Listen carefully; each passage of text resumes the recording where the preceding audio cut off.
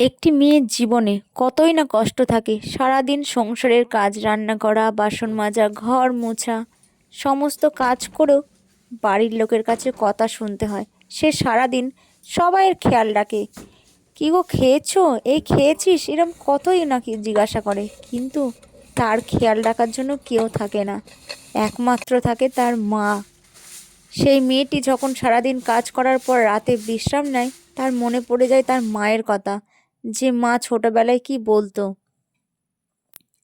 কিরে কোনো কাজ করবি না, সারা জীবন তো কাজ করতেই হবে বিয়ের পর, এখন যতদিন আইবুড়ো আছিস পায়ের ওপরে পা তুলে খা। সত্যিই তাই, মা তো মাই হয়।